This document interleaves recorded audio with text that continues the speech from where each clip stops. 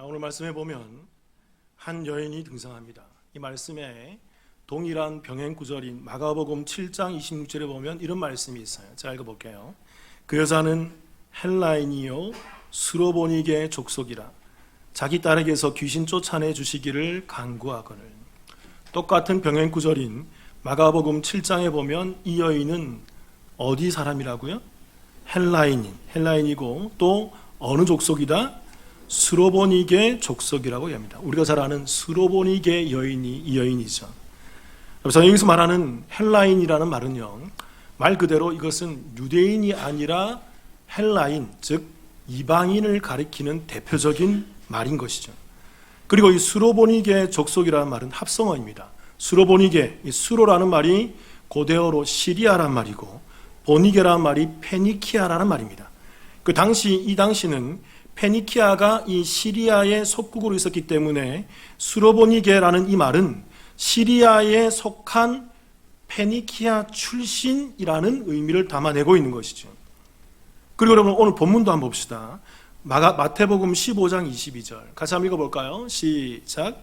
가나안 여자 하나가 그 지경에 나와서 소리질러 이르되 주 다윗의 자손이여 나를 불쌍히 여기소서 내 딸이 흉악하게 귀신 들렸나이다 하되, 여기서는 그 헬라인 수로보니게 족속을 한마디로 요약해놨죠. 뭐라고 얘기해놨습니까?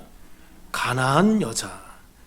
그러니까 오늘 본문에 나오는 이 수로보니게 여인을 가나안 여자라고 동일하게 기록하고 있으면서 이 여인이 유대 지역 사람이 아닌 타 지역에 있는 이방인이었고 그 중에서도 유대인들과는 신앙적 거리, 영적 거리가 있던 가나안 여인이었음을 우리 가운데 명백히 설명해 주고 있다는 말입니다.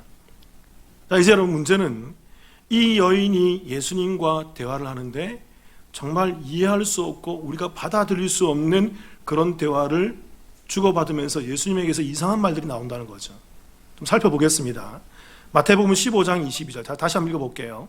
가나안 여자 하나가 그 지경에서 나와서 소리질러 이르되 주 다윗의 자손이여 나를 불쌍히 여기소서 내 딸이 흉악하게 귀신 들렸나이다 하되, 여인의 딸이 흉악한 큰 귀신에 들렸던 것 같아요. 그래서 백방으로 다 노력해봤지만 되지 않더라는 것입니다. 그래서 이 여인이 최후의 수단으로 잡은 것이 누구였습니까? 예수님이 온다는 거예요. 소문을 듣고 이 여인이 예수님께 나와서 내 딸을 고쳐주소서라고 얘기하는 거죠. 그리고 24절 같이 읽어볼게요. 시작. 예수께서 대답하여 이르시되 나는 이스라엘 집에 잃어버린 양 외에는 다른 데로 보내심을 받지 아니하였노라 하시니, 예수님께서 매우 매몰차게 대답하세요. 나는 이스라엘의 잃어버린 양, 이 유대인들이죠. 이스라엘을 위해서는 왔지만 이스라엘 외에 있는 유대인 다른 이방인들을 위해서는 나는 보냄을 받지 않았다라고 얘기합니다. 여러분 이 말은요 약간 어폐가 있어요. 예수님이 다른 곳의 구절을 보면요, 예수님은 이방을 위해서도 왔다고 얘기해요. 그들에게도 복음을 증거하는 예수를 볼 수 있습니다. 그러니까 그들에게도 내가 그들을 모든 이 땅의 사람들에게 오셨음을 얘기하고 있어요. 근데 예수님께서는 여기서는 의도적으로 나는 이스라엘만을 찾으러 왔지 다른 사람을 찾으러 오지 않았어라고 어떤 의도성을 갖고 얘기하는 것입니다. 나중에 어떤 의도인지 말씀드릴게요. 예수님은 여기서 여인의 요구를 단호히 거절하세요. 이 여인이 어떤 사람이었기 때문에? 이방인이었고 가난한 여인이었기 때문에. 그리고 15장 25절 제가 읽어볼게요. 여자가 와서 예수께 절하며 이르되 주여 저를 도우소서. 이 여인은 굴하지 않고 지속적으로 예수님께 나와서 거듭거듭 예수님의 도움을 간절히 외치고 있다는 것입니다. 그리고 26절 정말 예수님께서는 해서는 안 되는 말씀하시죠. 같이 한번 읽어볼게요. 15장 26절 같이 읽겠습니다. 시작. 대답하여 이르시되 자기의 떡을 취하여 개들에게 던짐이 마땅하지 아니하니라. 이 말씀을 읽을 때마다 어떠셨습니까, 여러분? 예수님께서 도저히 해서는 안 될 말씀을 하세요. 이 말씀을 우리가 그대로 액면 그대로 번역을 하면, 액면 그대로 얘기하면 이 여인을 향해서 예수님은 지금 뭐라고 얘기하세요? 너는 뭐라고요? 너는 개라고 얘기하는 거예요. 내 자녀인 이스라엘의 떡을 취해서 떡 얘기를 하십니다. 여러분 떡에 강세가 있어요. 여기에 아주 설명드리겠습니다. 떡을 취하여서 내가 개 같은 너희들에게, 개와 같은 이 이방인 사람들에게, 특별히 이 여인인 너에게 내가 이 떡을 던져주라고? 나는 절대 그럴 수 없어. 이건 옳지 않아. 왜냐하면 너는 개기 때문에. 생각해 보세요, 여러분. 사랑 많으시다면서요, 예수님께서. 인자하시다면서요. 그리고 가난하고 어려운 자들을 외면하지 않는 분이시라면서요. 우린 그렇게 예수님을 정의하고 이해하고 있지 않습니까? 그런 예수님께서 어찌 오늘 그 자녀가 귀신 들려서 백방으로 다 수고하고 마지막 예수님을 찾아와서 호소하고 있는 이 여인에게 너는 개야 라고 얘기할 수 있단 말입니까? 어찌 이럴 수 있어요? 그리고 여러분, 이 여인이 그 다음 대답은 더 기가 찹니다. 15장 27절 똑같이 한번 읽어볼까요? 시작. 여자가 이르되 주여 옳소이다마는 개들도 제 주인의 상에서 떨어지는 부스러기를 먹나이다 하니. 이 여인은 더 대단하죠. 이 여인은 자신을 뭐라 그래요? 맞습니다, 주님. 저 개 맞아요. 저 개라고요. 그러니까 개들도 자기의 주인의 상에서 떨어지는 부스러기를 먹지 않습니까? 나 개니까, 당신 나 개라면서요. 나 개니까 나에게 당신이 떨어뜨리는, 이스라엘에게 주고 남는 떨어뜨리는 그 떡의 부스러기라도 나한테 주세요. 그거면 충분합니다. 여인이 아주 단호하게 구걸하고 있는 모습을 보이고 있다는 것입니다. 여러분, 이 말씀을 읽을 때마다 이런 감정이 들지 않으세요? 정말 이 여인이 불쌍하지 않으세요? 이 여인이 정말 애처롭지 않습니까? 어떻게 오늘 예수님께서 이런 여인에게 그렇게 개라는 말씀을, 그렇게 매몰찬 말씀을 하실 수 있단 말입니까? 그런데 오늘 말씀의 모든 결론은 여기에 있어요. 마태복음 15장 28절 제가 읽어볼게요. 이에 예수께서 대답하여 이르시되 여자여 무엇이 크도다? 내 믿음이 크도다. 내 소원대로 드리라 하시니 그때로부터 그의 딸이 나으니라. 오늘 예수님은 이 이해를, 이 사건을, 이 표적을 믿음이라는 것으로 결부시키면서 이 모든 사건을 결론을 내리고 있더라는 것입니다. 여러분, 제가 다시 질문 드려볼게요. 이 말씀을 그동안 잘 이해하고 있었나요? 어떻게 이해하고 있었습니까? 도대체 예수님은 왜 이런 말씀을 하시고 도대체 입에 담을 수 없는 그런 이야기를, 그런 언사를 이 여인에게 퍼부을 수 있단 말입니까? 어떻게 여러분 이런 것을 믿음이라고 할 수 있을까요? 이해가 되시나요? 그래서 혹자는, 또 많은 목회자와 많은 또 성경 연구가들이 이 말씀에 대해서 이렇게 얘기합니다. 예수님이 이 여인을 칭찬하신 이유가 간절함 때문이라고 얘기합니다. 그래서 끈질기게 기도했기 때문에 이 여인이 굴하지 않고 개라고 얘기하고 안 된다고 얘기해도 끈질기게 예수님의 바지끄댕이를 잡고 누려졌기 때문에 이 여인이 응답받았다는 것입니다. 그래서 그들이 대표적으로 하는 말이 이런 거잖아요. 당신의 기도가 응답되지 않는 이유가 무엇인 줄 아십니까? 당신의 기도가 왜 하나님께 이루어지지 않는 줄 왜 아십니까? 그 이유는 하나님께서, 여러분들이 하나님께 응답하실 때까지 기도하지 않았기 때문입니다. 끝까지 기도하세요. 언제까지? 그 기도가 응답받을 때까지 기도하라고 얘기하지 않습니까? 그게 오늘날 우리가 들었던 이 본문의 설교 내용이지 않았나요? 자, 질문 드려볼게요, 여러분. 자주 이런 질문을 하잖아요. 우리가 하나님께 끊임없이 기도하고 끈질기게 기도하면 우리의 기도가 응답되던가요? 응답됩니까? 여러분, 우리가 하나님께서 응답하실 때까지 우리가 기도하면 그게 응답이 이루어지나요? 그렇게 되던가요? 한번 여러분 생각해 보세요. 얼마나 끈질기게 기도했습니까? 또 얼마나 응답받았나요?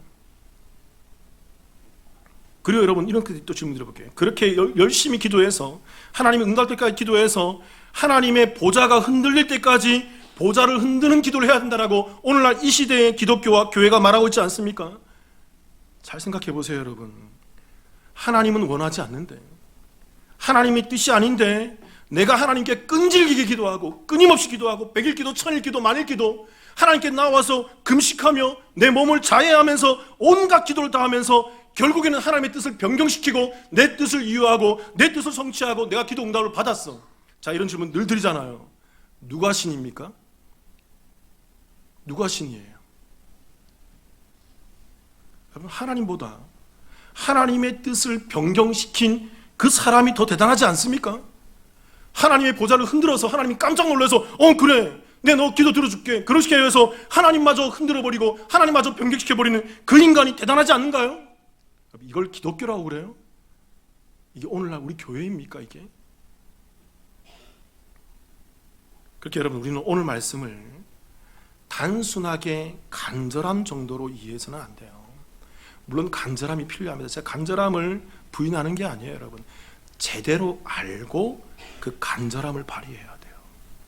그렇다면 여러분, 오늘 이 말씀이 우리에게 전달하고자 하는 진이, 이 말씀의 의미가 무엇일까요?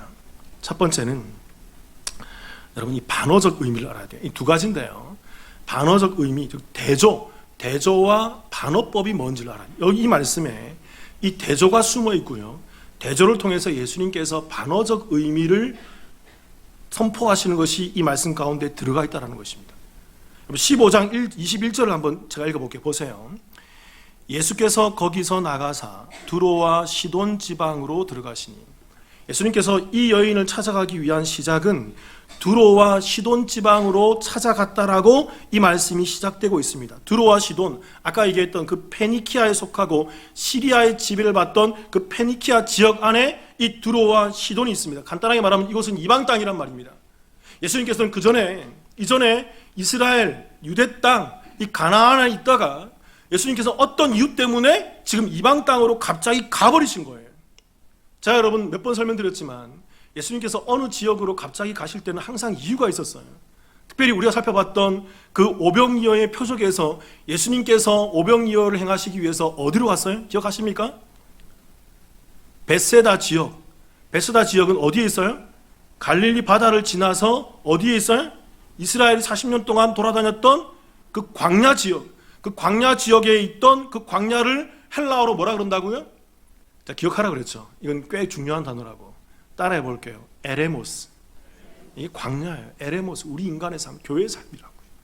그 에레모스에 가서 예수님께서 오병이어를 진행하신 것이, 이게 상징하고 매칭이 되는 게 있다고 그랬죠. 이스라엘이 40년 동안 광야에서 그 만나를, 그 떡을 먹으면서도 제대로 된 하나님의 떡을 기억하지 못하고 생명의 떡을 바라보지 못하며 그저 이 땅에 안주해 있는 그 떡 주세요, 고기 주세요, 물 주세요, 이 땅의 현안만 갖고 있는 그 죄된 이스라엘 모습을 정확히 상징하는 것이 오병이어. 그래서 오병이어 그 사건 뒤에 길게 예수님께서 설명하잖아요. 내가 이 땅에 이 떡을 주러 온 게 아니라 생명의 떡을 주러 왔어. 내가 바로 떡이야. 예수님이 생명의 떡임을 얘기하시는 것이 바로 그 베스다 지역 광야였다는 것입니다.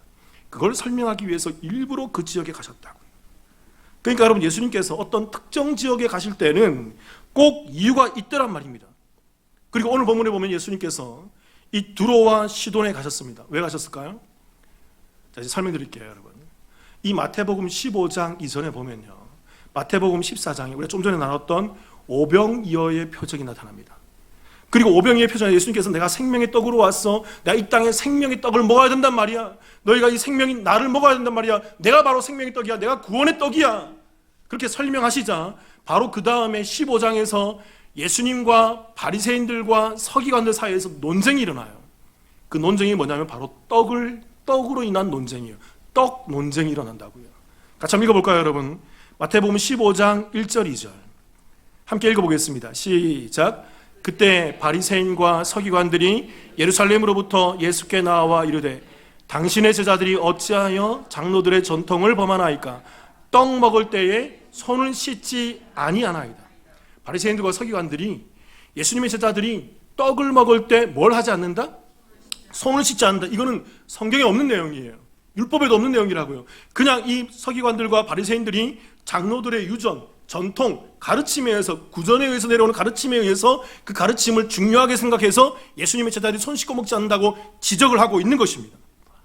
우리는 여기서 대조를 봐야 돼요. 첫 번째로 대조가 뭐냐면요, 예수님께서는 14장에서 오병이어의 떡을 향한 그 표적을 행하시면서 생명의 떡으로 오신 예수님을 먹어야만 한다고 가르치시는데 반하여 대조적으로 이 바리새인들과 서기관들은 15장에서 떡 먹을 때 뭘 씻지 않는다?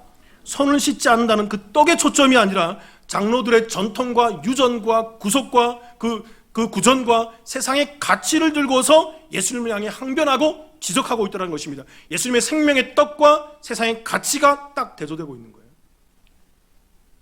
예수님은 생명을 말씀하시고 오병이어의 기를 말씀하시는데 유대인들이라고 하는, 하나님의 백성이라고 하는 이 유대인들 중에 대표성을 갖고 있는 바리새인들과 서기관들은 성경에도 없고 율법에도 나와 있지 않는 장로들의 전통과 세상의 기준을 가지고 와서 강조하는 것입니다. 그래서 여러분, 오늘 이 본문의 말씀은요, 예수님께서는 생명의 떡을 찾지 않는 이 이스라엘 때문에 화가 나신 거예요.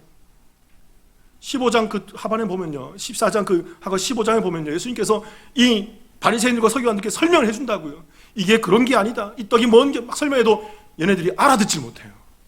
끝까지 알아듣지 못한다. 그래서 예수님께서 화가 나신 거예요. 그래서 예수님께서 그 분노하부 가운데서 떠나서 지금 이방 땅인 두로와 시돈 지방으로 와서 여기에 있는 바리새인과 사두개인들과 대조되는 어떤 여인? 스로보니게 여인, 이방 여인을 만나고 있는 것입니다. 남자와 대조죠, 여자죠. 유대인들과 대조인 이방인이죠. 떡을 줬는데도 못 깨닫는 그 사람들이죠. 근데 이 여인은 주인의 상에서 떨어지는 떡 부스러기라도 달라고 하면서 이 대조를 우리 가운데 보여주고 있다는 것입니다. 이걸 봐야 돼요. 그리고 여러분, 이 여인과의 예수님께서 대화 속에서 예수님께서 이제 이렇게 말씀하시는 거죠. 15장 24절 같이 한번 읽어볼게요. 시작. 예수께서 대답하여 이르시되 나는 이스라엘 집에 잃어버린 양 외에는 다른 데로 보내심을 받지 아니하였노라 하시니, 예수님께서는 다른 말씀에서는 이스라엘의 잃어버린 양들에게도 보냄을 받았다라고 얘기해요. 이방에게도 나아가서 복음을 증거하신다고요. 그런 모습을 보이시는데 여기서는 의도적으로 얘기하시는 거예요. 나는 이스라엘의 잃어버린 집에 잃어버린 양 외에는 다른 데로 보냄을 받지 않았다라고 강조하듯이 얘기하는 거예요. 왜 그럴까요, 여러분?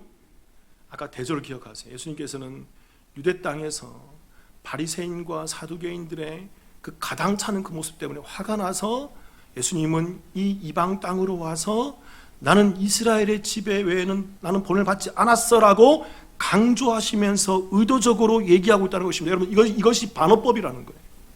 반어법이라는 것은 이겁니다, 여러분. 실제 전달하고자 하는 의미와 정반대의 말을 하는 거예요.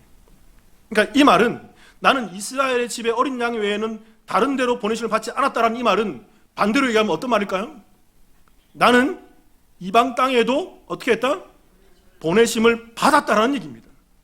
나는 이방 땅에도 와서 그들을 구원시킬 것이고 그들의 복음을 증거할 거야. 이 말을 예수님께서는 여기서는 반어적으로 얘기하시면서 강조하듯이 얘기를 하고 있다는 것입니다. 그러는데 이 말에 대해서 이 여인이 26절에서 얘기하는 거죠. 그렇습니다. 주님께서 난 개들에게 주지 않아라고 하지. 이 여인이 내가 개입니다라고 하면서 매몰찬 예수님의 대답에 대해서 재차 도움을 요구하고 갈급해 하자 예수님께서는 이 여인에게 기다렸다는 듯이 뭐라고 얘기할까요? 내 믿음이 크도다 하시면서, 그래, 이게 믿음이지. 저 바리새인들과 사두개인들처럼 내가 떡을 주고 보여주고 오병이어와 그 놀라운 기적들을 보여주고 그렇게 설명해주고 해석해주고 그들에게 내가 말씀인 예수가 그들에게 다 설명해줬는데도 깨닫지 못하는 그들이 아니라, 내가 이렇게 와서 거부했는데도, 내가 이 땅에 와서 거절했는데도 여전히 나를 찾고 생명의 떡을 찾고 그 떡 부스러기도 찾고자 하는 이 여인의 믿음이 진짜 믿음이지. 그러면서 대조하시면서 반어법을 이 가운데 얘기를 하고 있다라는 거예요. 사랑하는 성도 여러분, 이 말씀 앞에서 우리 교회가, 이 땅의 교회들이 우리가 교회 안에서 구해야 될 게 뭘까요? 제가 말씀을 보면서 분명히 느껴서요, 우리 남북교회가, 아니 이 땅의 많은 교회들이 이 교회 안에서 정말 구해야 될 것은 성경에도 없고 성경에 기록되어지지 않은 세상의 전통과 가치와 사상이 교회에 들어오면 안 돼요, 여러분. 오늘날 교회들이 거기에 많이 휩쓸려 가고 있습니다. 세속적 기준과 세속적 가치와 세속적 사상이 교회에 들어와서 그것이 율법보다, 그것이 말씀보다, 그것이 생명의 떡이신 예수 그리스도보다 더 높은 위치에 있다고요. 이것을 고소하면서 말씀은 온데간데 없는 그런 모습을 여전히 보이고 있더라는 것입니다. 예수님께서는 그들에게 화를 내는 거예요. 그러나 그 이방 땅에 있던 그 여인은 다른 거 다 필요 없습니다. 다 필요 없습니다. 내게는 오직 예수밖에 없습니다. 예수만을 갈급하며 예수만의 갈증을 느끼며 예수에 대해서 궁금함을 느끼며 더 알려주세요, 더 알려주세요, 부스락이라도 좋으니까 내게 알려주세요, 내게 들려주시오 하면서 끝까지 예수님을 놓지 않고 나아오는 그 갈급함을 보이더라는 거예요. 오늘 말씀이 우리에게 전하는 바가 무엇일까요? 두 번째는 두 번째는 반어적인 의미가 아니라 제가 잘못했네요. 따라해 보겠습니다. 자기 부인이에요. 오늘 말씀에 보면 자기 부인이 정확히 나온다. 오늘 말씀에 보면 우리가 이해되지 않고 거북하게 느끼게 되는 이유가 26절의 말씀 때문이죠. 한 번 더 읽어볼게요, 여러분. 이 말씀 같이 읽어보겠습니다. 시작. 대답하여 이르시되 자녀의 떡을 취하여 개들에게 던짐이 마땅하지 아니하니라. 예수님께서 이렇게 불쌍한 여인을 향해서 개 취급을 하시기 때문에 우리가 매우 불편하지 않습니까? 우리가 앞에서 나눠봤듯이 예수님께서 이곳에 오신 이유가 무엇 때문입니까? 이스라엘과, 말을 해도 알아듣지 못하는 이스라엘과 대조하시기 위해서 이방 땅 그 여인에게 찾아오신 것입니다. 그래서 이 개 취급하시는 이 예수님의 말씀에 대해서 이 여인이 대답이 뭐라 그래요? 27절, 자 다시 읽어볼게요. 여자가 이르되 주여 옳소이다마는 개들도 제 주인의 상에서 떨어지는 부스러기를 먹나이다. 바리새인들과 서기관들은 예수님을 향해서 삿대질하면서 머리 들고 항변하면서 어떻게 너희가 그렇게 떡을 먹을 때 손도 씻지 않을 수 있니? 말씀이 아니라 세상적 기준으로 가져와서 하나님이신 예수님께 항변함에 반하여서, 여러분, 이 여인은 예수님이 개 취급하는데도 예수님이 이 여인에 대해서 정말 저급한 말을 쓰면서 정말 못된 말을 쓰시면서 그렇게 이 여인을 낮추시면서 부르고 있는데도 이 여인은 오히려 네 맞습니다 주님, 제가 개입니다. 제가 개 같은 존재입니다. 내가 정말 개와 같은 그런 사람이었네요. 그러나 이 개 같은 나도 주인이 떨어지는 그 부스러기도, 그 떡 부스러기도 찾아 먹지 않습니까? 내게 그 떡을 주옵소서, 그 부스러기라도 주옵소서. 모든 것을 내려놓고 있는 이 모습, 이게 뭘까요? 이걸 따라해 보겠습니다. 자기 부인. 팔복에서 우리가 나눴잖아요. 팔복에서 1복과 2복이 무엇이었습니까? 심령이 가난한 자, 이 헬라어로 뭐다? 푸토코스라 그랬잖아요. 전적 파산, 영적 파산, 완전히 파산. 나는 아무것도 없습니다. 그래서 그 파산한 자들이 찾게 되는 유일한 한 분이 누구라고요? 예수. 그러니까 여러분, 우리가 이 자리로 내려가야 돼요. 이게 자기 부인의 자리라고요.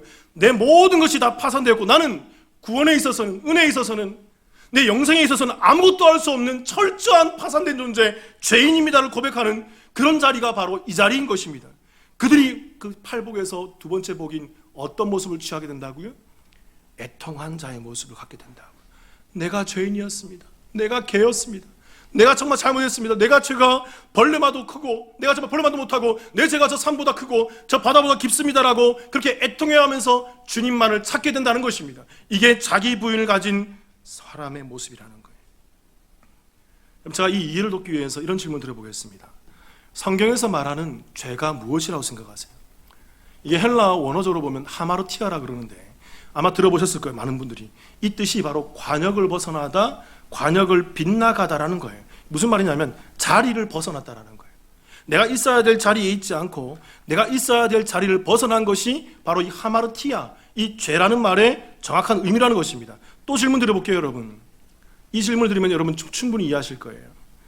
이 땅에 있는 창조되고 피조된 모든 피조물 중에 유일하게 자신의 그 자리를 벗어난 존재가 딱 하나 있어요. 그들이 누굽니까?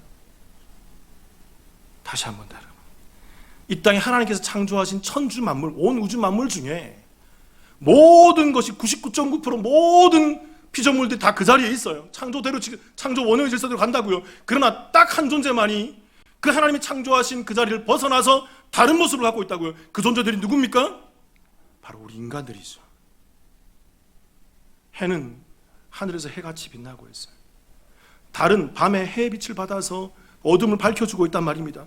개도 개처럼, 돼지도 돼지처럼, 닭도 닭처럼 그렇게 하나님께서 만드신 창조 원형의 질서대로 온전히 그 모습을 유지하고 있는데, 이 땅의 유일한 한 존재, 딱 한 존재예요. 이 인간들만큼은 자신의 피조물 된 자리를 벗어나서 하나님 자리에 올라가 있는 것입니다.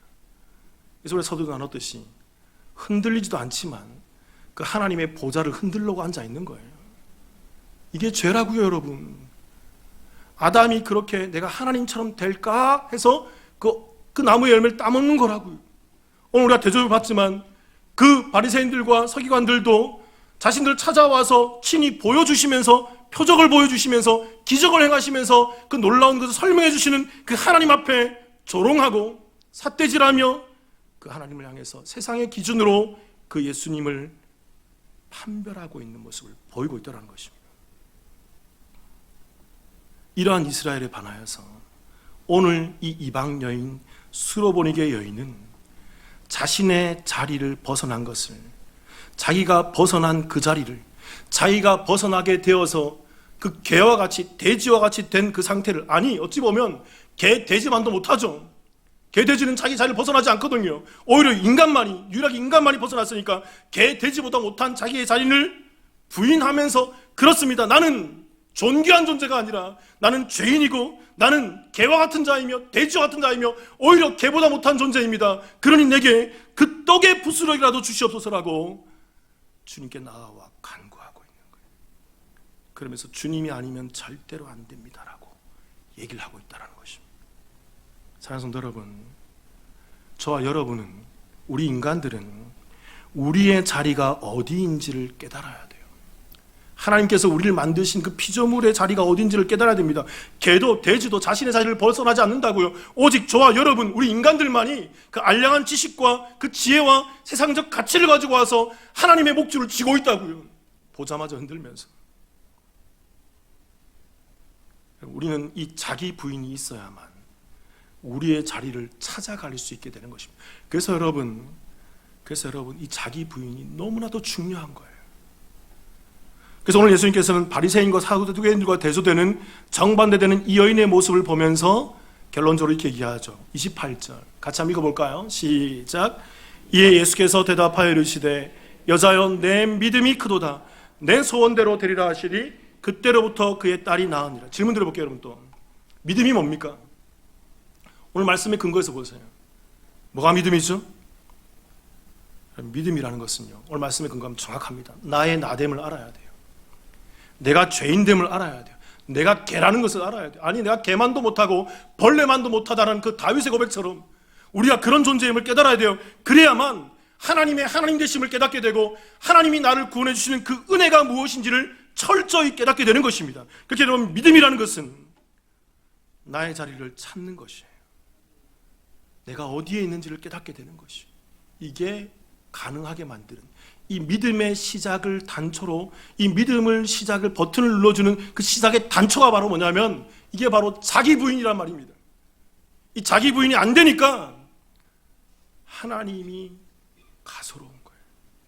이 자기 부인이 안 되니까 하나님마저 내가 이용하려고 그러는 거예요. 이 자기 부인이 안 되니까 매주 선포되는 구원과 복음과 예수 그리스도와 이 하나님의 은혜에 대해서 별 감흥이 없는 거예요. 왜냐면 내가 뭐 잘못했다고, 내가 뭐 그리 잘못했다고 자기 부인이 되지 않는 거예요. 근데 여러분, 반대로 이 자기 부인이 되는 사람들은 하나님의 말씀이, 진리의 말씀이 조금만 떨어졌다, 그 세상에 감춰져 있는 비밀인 복음의 말씀이 조금만 벗겨져도 그들은 그 구원과 은혜에 취해서 감격과 감동할 수밖에 없어요. 왜요? 나는 개만도 못하거든, 벌레만도 못하거든. 그런데 이런 나를 예수님이 오셔서 나를 구원해 주셨대. 이 말에 이들은 주체할 수 없는 감동과 감격 가운데 반응하여서 매주, 매 수요일, 매 성경 공부 시대 나와서 또 들려주세요, 또 들려주세요, 그 복되고 귀한 말씀 또 들려주세요. 내 귀가 그 말씀 때문에 힘이 납니다. 내 귀가 그 말씀 때문에 격려받고 위로받습니다. 그러면서 하나님을 찾게 되는 거예요. 이 여인처럼. 이렇게 사랑하는 성도 여러분, 이 땅의 교회는요, 우리 남북교회는 지속해서 끊임없이 이 생명의 떡으로 오신 예수 그리스도를 선포하는 교회가 되어야 돼요. 그리고 여러분, 이 선포되는, 이 생명의 떡이 선포되는 이 자리에서 그 떡을 받아 먹는 자들뿐만이 아니라 이 여인처럼 그 상에서 떨어지는 부스러기라도 받아 먹는 자가 되어야 돼요. 그 개와 같은 자들이 되어야 된다고요. 그 자기 부인한 자들이 되어야 된다고요. 그래야만 그들에게 믿음이라는 것이 주어지고 그들이 그 믿음으로 말미암아 그들이 영원과 영생을 살아가게 된다는 것입니다. 사랑하는 성도 여러분, 저와 여러분이 이 세상의 유전과 전통에 빠져버린 이 바리새인과 서기관들처럼 이 교회를 운영하는 것이 아니라, 그래서 세상의 가치로, 세상의 기준으로 교회의 잣대를 들이밀고 교회를 좌우하는 것이 아니라 정말 이 자신의 자리를 벗어났음을 깨닫는 이 죄인된 상태, 이 자기 부인 속에서 생명의 떡이신 예수 그리스도로 말미암아 내게 구원과 은혜가 얼마나 감격스럽고 감동적인지를 날마다 깨달아가며 그 떡을 먹고 마시며 이 땅에서도 저 영혼에서도 하늘 성전으로 빛나는 그 성도이시길 주님의 이름으로 축원합니다. 같이 기도하십시다.